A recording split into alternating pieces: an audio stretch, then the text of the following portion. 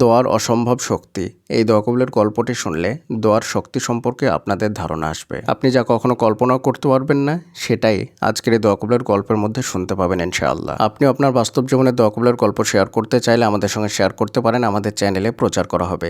দোয়া কবুলের গল্প পাঠানোর জন্য আমাদের ইমেল আইডি ব্যবহার করবেন। আমাদের ইমেল আইডি হলো khalidhasan6695@gmail.com। এটা আমরা ডিসক্রিপশনেও লিখে দিচ্ছি। তো চলুন দোয়া কবুলের গল্পটি আমরা শুনে আসি। গল্পের শুরুতে তিনি আমাদেরকে সালাম দিয়েছেন, আসসালামু আলাইকুম। ওয়ালাইকুম আসসালাম রহমতুল্লাহ। এরপরে তিনি লিখছেন, আজকে খুব সুন্দর একটা দোয়া কবুলের গল্প শেয়ার করব। আমার খুব অসম্ভব একটা দোয়া কবুলের প্রয়োজন ছিল, তো আমি নিজে দোয়া করছি আর আমার ছোট ছোট 3জন শিক্ষার্থী আছে। আমি আমার দোয়ায় আরও আগ্রহ বাড়ানোর জন্য চিন্তা করলাম ওদের সাথে দোয়ার প্রতিযোগিতা করব।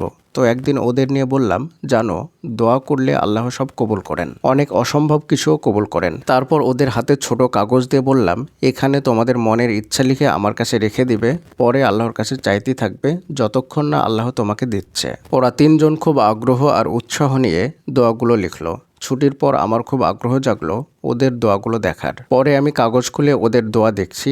ওদের ভেতরের 2জন দোয়া করছিল তারা যেন পরীক্ষায় ভালো রেজাল্ট করে। আর 3 নম্বর জন, সে পড়াশোনায় অতটা ভালো না, সে খুব পাখি কবুতর পছন্দ করে। তার দোয়ার কাগজ খুলে আমি খুব অবাক, আবার অনেক হাসিও পেয়েছিল। অন্যরা লিখেছিল এভাবে, পরীক্ষায় যেন ভালো রেজাল্ট করতে পারি, 90-এর উপরে যেন নাম্বার পাই। আর সে লিখেছে, আল্লাহ তুমি আমাকে একটা কবুতর দাও। তো আমি এই বিষয়টা ওর আম্মুকে বললে ওর আম্মু বলে, না, ওকে কোনো কবুতর দেওয়া হবে না। আর আমারও তখন মনে হয়েছে যে এটা হয়তো কবুল হবে না। এই দোয়া লেখার 2 মাস পর সে গতকাল বলছে যে, আপু আগের মতো আবার দোয়ার লিস্ট লিখবা না? আমি বললাম, লিখব, কিন্তু তোমাদের দোয়া কি কবুল হয়েছে? বাকিরা বলল, হ্যাঁ কবুল হয়েছে, আমাদের রেজাল্ট অনেক ভালো আসছে। আর তার দিকে তাকিয়ে আমি জিজ্ঞেস করলাম, তুমি তো দোয়ায় কবুতর চাইছিলা, সেটা কি পেয়েছো? সে বলল, হ্যাঁ পেয়েছি। আমি অবাক হয়ে বললাম, তোমার আম্মু তো বলেছিল দিবে না, তাইলে কে কিনে দিছে? তখন সে বলল, কেউ কিনে দেয় নাই। আমি একদিন ছাদে গিয়েছি, তো একটা কবুতর এসে ছাদে পড়েছে।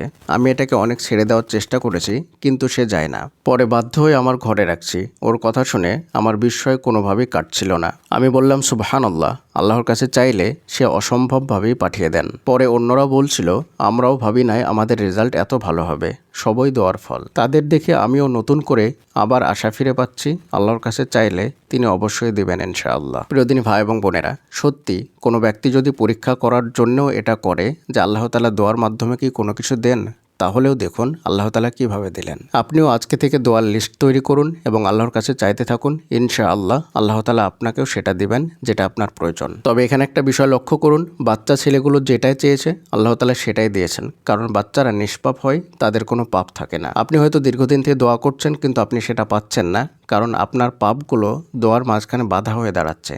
তাই পাপ থেকে তওবা করে ফিরে এসে দোয়া করুন, ইনশাআল্লাহ আপনি যে দোয়া করবেন সেটাই কবুল হবে। আল্লাহ তাআলা প্রত্যেকটা দোয়া কবুল করে থাকেন, কিন্তু আমাদের পাপের কারণে দোয়াগুলো আটকে যায়। আর পাপ থেকে বাঁচতে হলে আমাদেরকে তওবা করতে হবে, তারপরে পুরোপুরি রূপে পাপ ছেড়ে দিয়ে আল্লাহর কাছে ক্ষমা প্রার্থনা করতে হবে, বেশি বেশি ইস্তিগফার করতে হবে। তবে আপনি পাপ মুক্ত হতে পারবেন, তবে আপনি বাচ্চাদের মতো নিষ্পাপ হতে পারবেন, আর তখনই আপনি যে দোয়া করবেন সে দোয়াই কবুল হয়ে যাবে ইনশাআল্লাহ।